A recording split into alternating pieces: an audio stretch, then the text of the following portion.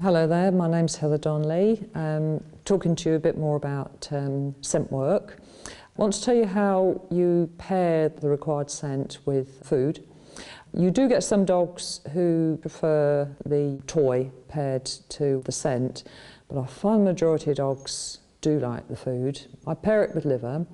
When I use the liver initially, I make sure it's been out the fridge quite a while so it's nice and smelly. Cold liver out of a cold fridge isn't going to hold very much scent. You can use jars with some holes in the top which have been scented with the swab. If I was to do an interior search, I would allow the dogs to go around the room, find the liver, so they're looking in places, they're actually actively looking for something. I would then go and put the scent into the places where the liver was found before, so we've got some pairing. Once you've managed to eliminate all the food, and they're going for the scent, I then have my passive indication, because I've merged the two behaviours together. I will go up and reward the dog in the spot, because it's maintained its position. But in the early days, if the dog has just found the scent, I use the word yes, and the dog will come back to me for a treat. So it's going out to find something sometimes, and then sometimes I go towards the dog to reward them. Just be a bit careful with the scents. Some of them, when you first use them, the oils are very, very strong. So you don't want them to be overwhelmed by a very, very strong smell. So that's once the dog is choosing the scent and you've managed to move away from the food. But once I've done that, I don't actually mix the two.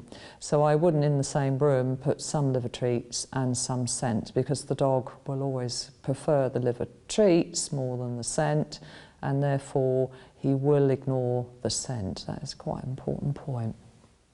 You can actually use any scents that you like, preferably the ones that the dog likes and obviously what is easy to get hold of. If you're just practicing, you can pick your own scents, but be aware some scents are combination scents, and think about where you're hiding them. So if you could use spices, using them in the kitchen area would be a lot more difficult. Once they're very confident on the first scent, in a variety of different situations, various different swabs, so they've managed to generalise the behaviour, I would then stop training on the first scent, introduce them to the second one. I do train that one on its own, and you do find the transfer of the behaviour is extremely rapid, literally over a few days. I then do a little test where I put both out to see if there's any favouritism between the two, and I find there's not. It's just which one they find first. However, what I did find difficult is when you do put 2 or 3 scents out, and they're reluctant to go away from the first one to go and find another one. So that needs a bit of training, and all I did was actually blocked it by standing where they found the first treat and sent them away. They just have a little bit of doubt to start with. But if you put out another 2, they're likely to find one of those. So it isn't a problem. It will be something that they learn and pick up quite quickly. With pairing food and the scent, I do find it's kind of a judgment thing of when you start eliminating the food. It's like anything, do it gradually.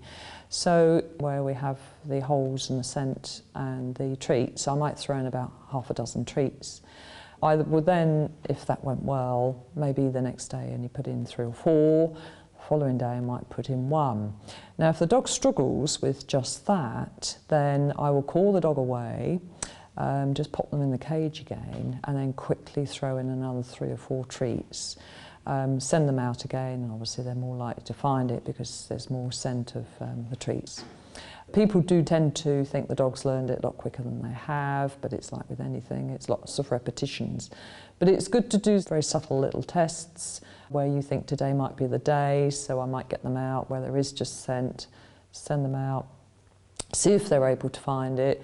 If they walk past it numerous times with no indication, I just say, good girl, come here, pop them in the cage so they can't see, chuck in a load of liver, send them out again. So it's a way of doing a bit of testing without blowing their confidence. Both the teaching the passive indication and pairing the scent with food do tend to take the most time and do involve the most training. The rest of it, I find the dogs very natural and find it all very, very easy. But as I say, people are a little bit impatient to get to the nitty-gritty bits because it's a bit more exciting. I found pairing the scent to the food probably only took about 10 days. So like with all training, in the early days, it's little and often, lots of repetitions. When they've got it, you sort of steam ahead, they do really well, then they go into sort of like a fallout, and it's as if they've not learned anything. So again, that's only momentarily, go through the whole thing again, because you're just sort of consolidating your learning. I do like to, with my training, do in three sets of 3, have a couple of days off so they can consolidate the learning, i.e. let it sink in, then I give them another 3 days, we're each time hopefully you're making some progression. But yeah, it doesn't take very long to pair the scents at all.